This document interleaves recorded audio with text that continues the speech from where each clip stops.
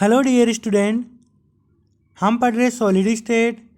और last lecture में हमने देखा क्रिस्टल बॉन्डिंग के बारे में और हमने पढ़ा कि मॉलिक्यूल्स में मुख्यतः 5 टाइप के बॉन्ड पाए जाते हैं, जो कि है ionic bond, covalent bond, metallic bond, van der Waals bond and last is hydrogen bond.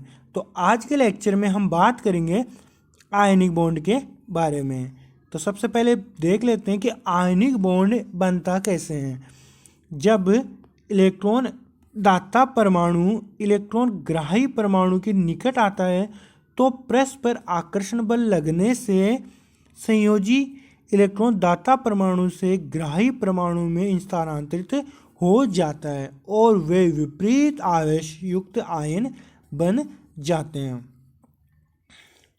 यानी कि जो दाता परमाणु है, जिसको हम बोलते हैं डोनर, वो अपना इलेक्ट्रॉन डोनेट कर देता है ग्राही परमाणु यानी कि एक्सेप्टर को डोनेट कर देता है, जिससे क्या होता है, जो डोनर है उसके ऊपर आ जाता है पॉजिटिव चार्ज, जो एक्सेप्टर है उस पर आ जाता है नेगेटिव चार्ज। यानी कि ये दोनों विपरीत आवेशों से युक्त आयन बन जाते हैं। और हमें पता है कि जो अपोजिट चार्जेज है वो एक दूसरे को अट्रैक्ट करते हैं, जिसकी वजह से इन दोनों के बीच में एक इलेक्ट्रोस्टैटिक फोर्स यानी कि विद्युत आकर्षण बल कार्य करेगा और ये दोनों हमें एक मॉलिक्यूल के रूप में मिल जाते हैं। और यहाँ पे जो बॉन्ड बनेगा उसी बॉन्ड को बोलते हैं हम आयनिक बॉन्ड, क्योंकि ये दो आयंस के बीच में बन रहा है।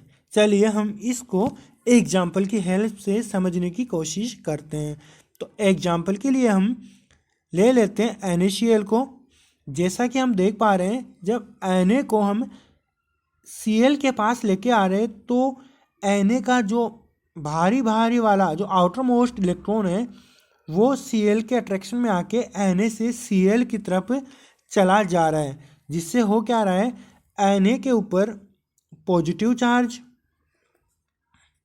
और Cl के ऊपर नेगेटिव चार्ज आ जाता है और एक दूसरे के फिर नेगेटिव और पॉजिटिव चार्ज आने से ये दोनों एक दूसरे को अट्रैक्ट करते हैं और एक जगह एक बॉन्ड का निर्माण कर लेते हैं और एक हमें मॉलिक्यूल मिल जाता है NaCl का। चलिए हम इसको इलेक्ट्रॉन कॉन्फ़िगरेशन के बिहाफ पे देखते हैं। तो ये है अपने पास Na और Cl।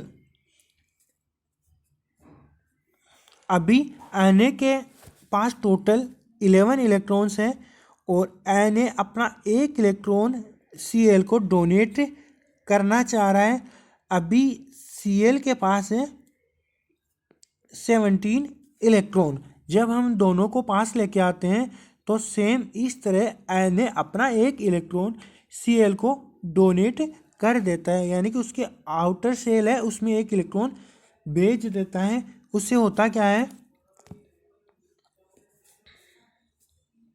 जैसा कि हम देख पा रहे हैं Na में एक इलेक्ट्रॉन की कमी हो जाती है और वो एक इलेक्ट्रॉन की कमी करके उसके पास 10 इलेक्ट्रॉन रह जाते हैं और उसका इलेक्ट्रॉनिक विन्यास हो जाता है सेम नियोन के इलेक्ट्रॉन विन्यास के बराबर, यानी कि 10 इलेक्ट्रॉन का। और जब Cl एक इलेक्ट्रॉन को एक्सेप्ट करता है तो उसके पास इलेक्ट्रॉनों की संख्या 17 से 18 हो जाती है और वो प्राप्त कर लेते हैं आर्गन के इलेक्ट्रॉनिक विन्यास को, यानी कि ये दोनों इनर्ट गैस कॉन्फ़िगरेशन को प्राप्त कर लेते हैं।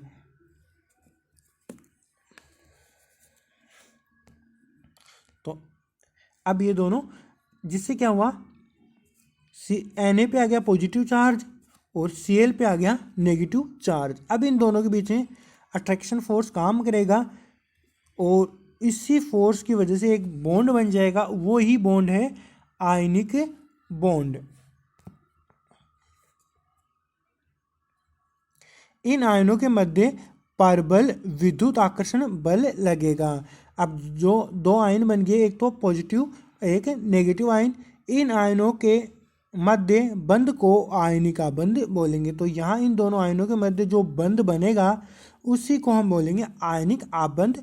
और इस प्रकार से बने क्रिस्टल को आयनिक क्रिस्टल कहते हैं। तो ये जो क्रिस्टल बना NaCl, इसको बोलेंगे हम आयनिक क्रिस्टल, क्योंकि ये दो आयनों से बन रहा है। वो आयन है Na+ और Cl-।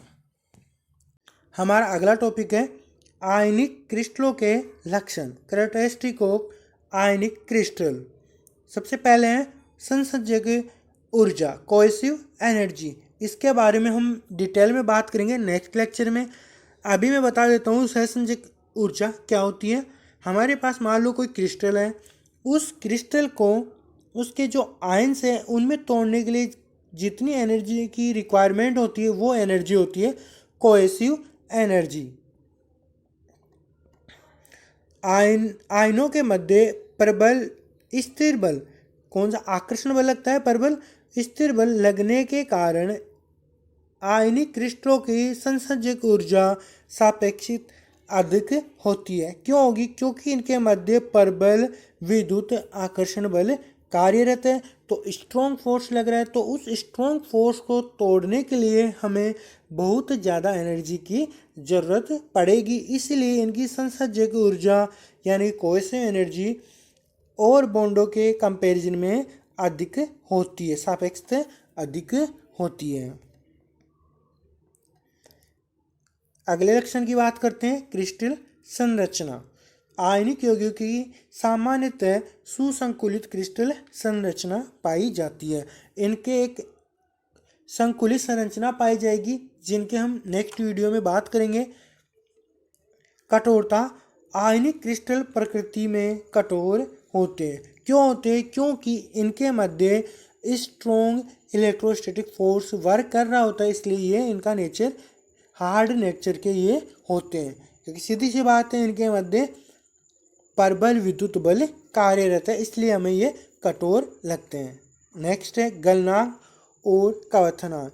सेम वही, आयनिक बंध प्रबल होने के कारण आयनिक क्रिस्टलों के गलनांक तथा क्वथनांक उच्च होते हैं।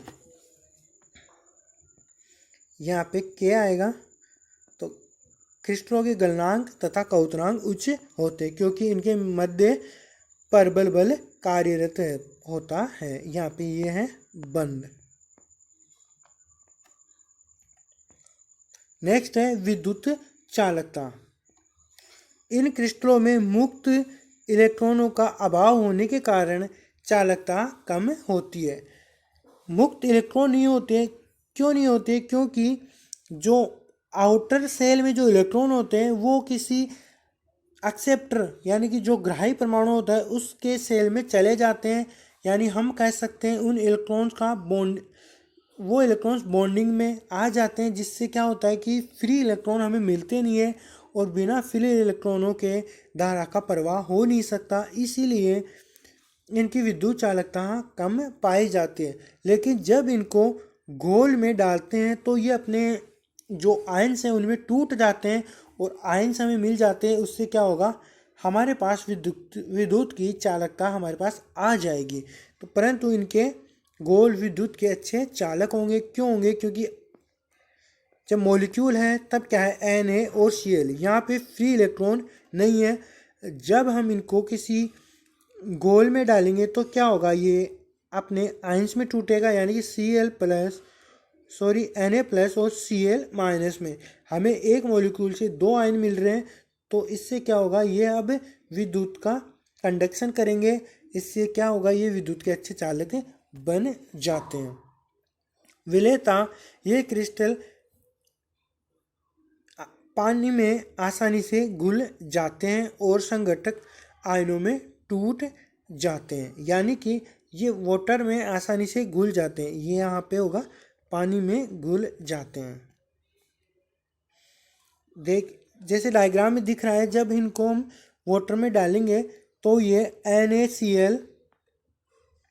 NaCl मॉलिक्यूल अपने आयन्स में टूट जाता है Na+ और Cl- में, और इससे क्या मिलती है? हमें विद्युत की अच्छी चालकता यहाँ से हमें प्राप्त हो जाती है। इनके जो घोल है उनसे हमें अच्छी चालकता मिल जाती है। तो आज के लेक्चर में बस इतना ही।